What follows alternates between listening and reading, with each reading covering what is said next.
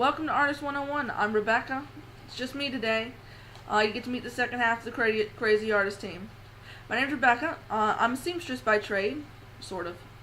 I love to sew. It's kind of one of my favorite things to do. I came about into the sewing world through cosplay, actually. I actually started out cosplaying when I got into high school, more close to the end of high school and into college. And somehow it turned out that I was a theater minor, ended up in the costume shop, and the rest, as they say, is history.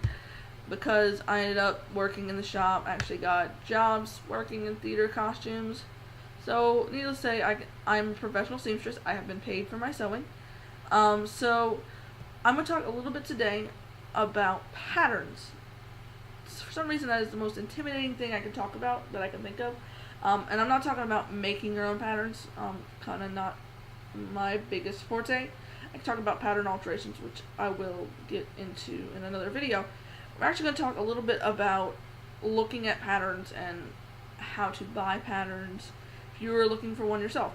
So say you're making a costume and you want to make something that, like a jacket or something, there are dozens of patterns out there and you can get them pretty cheap. If you go to like Hobby Lobby, has 99 to $1.99% pattern sales all the time. I don't understand why you would want to reinvent the wheel when you can just go out there, spend about 20-30 minutes, find the pattern you're looking for, that's got all the seams you want, and boom, you've got it done instead of spending 4 hours trying to make the pattern. But that's my philosophy. I'm actually going to show you guys a few different patterns, because I want to talk a little bit about like pattern difficulty. When you're looking at a pattern, you don't want to get something that is completely out of your skill range. Like this gorgeous pattern I have right here is a Vogue pattern. It says so, right here, it says designer Vogue. Yeah, if you are not a very skilled seamstress, I would not suggest picking up a Vogue pattern, because a Vogue pattern is written to confuse the skilled seamstress. Why, I don't know, but they like confusing people. Yeah. One of my most proudest compliments was when I actually was able to understand a Vogue pattern. That's kind of sad, but oh well. There are all kinds of patterns, like the New Look patterns and the Kiwa sew patterns are some of the easiest patterns you can find out there. The next step up would be the Simplicity pattern. Most Simplicity patterns are pretty easy. When you get into their Simplicity historical ones, those can get kind of hard. But I mean, take a good look at like the actual dress. So like this dress right here, which is just a basic frock, is a lot easier to make than this corset, which requires boning.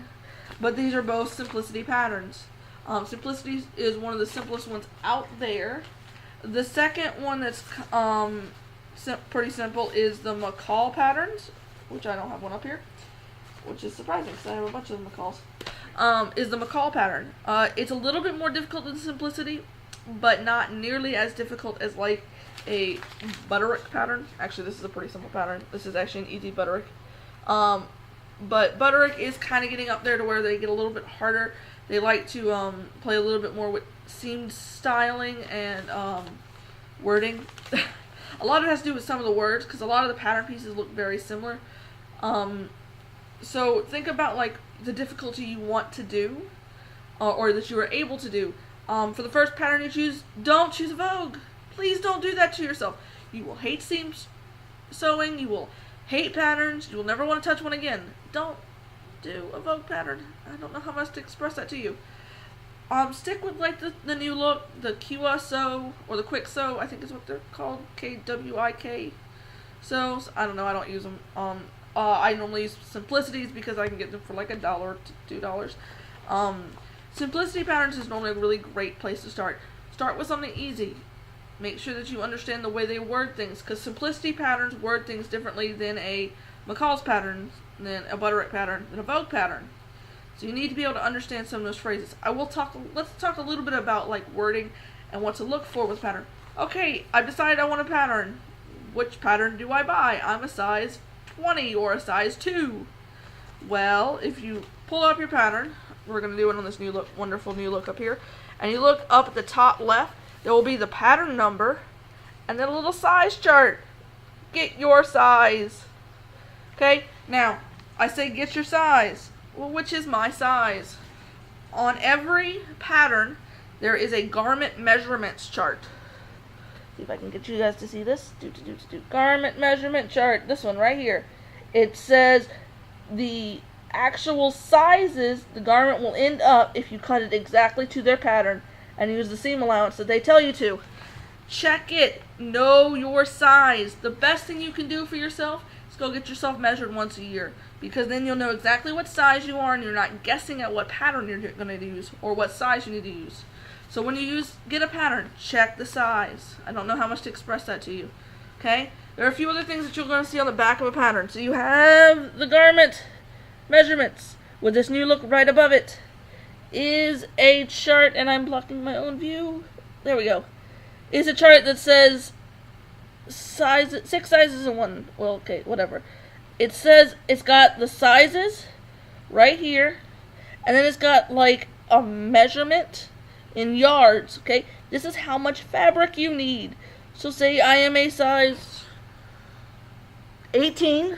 I need 2.5 yards for this garment, which is garment C. Okay, this tells you exactly how many yards of fabric you will need, and it gives you approximately about 1/8 of a yard for fabric for like nap and patterns. If you're going for like a strict stripe and you want the stripe to sit a certain way because your costume has a certain stripe all the way across but has this weird princess seam, get extra. I cannot express, get an extra half yard every time you want to buy fabric, because if you mess up and you try to go back and they don't carry that fabric in stock anymore, you're gonna cry. I promise. I've done it.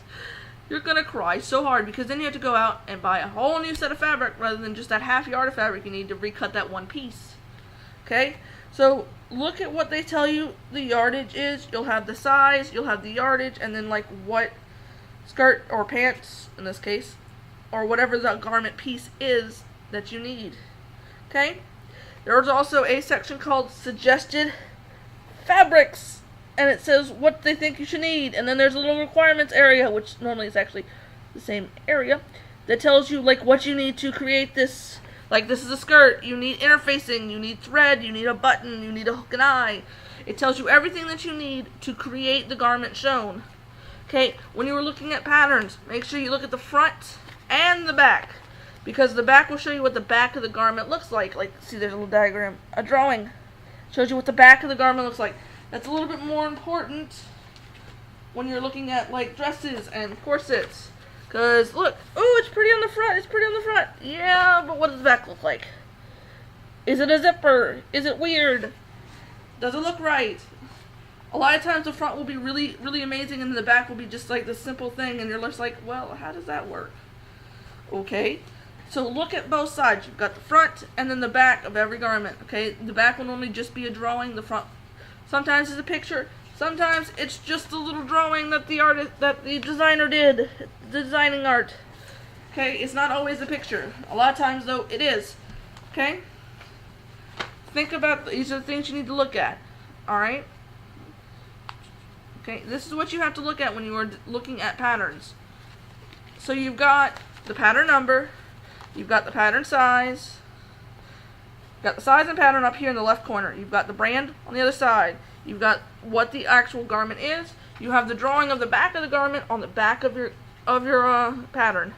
You have the garment measurements, you have how much yardage you will need to buy, the suggested fabrics, and the requirements or notions for your actual fabric. And then they normally have it in another language. They normally have it in English on one side, and then it's either Spanish or French. Sometimes they have all three. It just depends on which patterns you buy. A lot of times it's just Spanish. I know some of the fancy ones like Vogue will also have it in French. I mean, that makes sense. Vogue is kind of started in Paris. But I mean, that's the basic things you want to look at when you look at an actual pattern. Remember, if you're looking at patterns and you get a hand-me-down pattern like this one, make sure it has all the pieces, because this is like a 1970s simplicity. Older patterns can be sometimes more difficult. Some of the 70 ones are really, really easy, because 70 was all about ease and weirdness. But some of the older ones, like if you can find a 50s pattern or 60s pattern, they can be really hard because they looked at fabric differently and the sizing can be weird. So make sure you find the garment measurements chart and you get the right size, because size has changed a little bit. Not a whole lot, but a little bit. Mostly with some of the easier patterns. So be aware of that as you are purchasing patterns and looking at them. This is just a basic what to look at with patterns. Next time we'll actually talk about using a pattern and things to look for in a pattern. So I guess I'll talk to you later. See you out. Two crazy artists. That was dorky.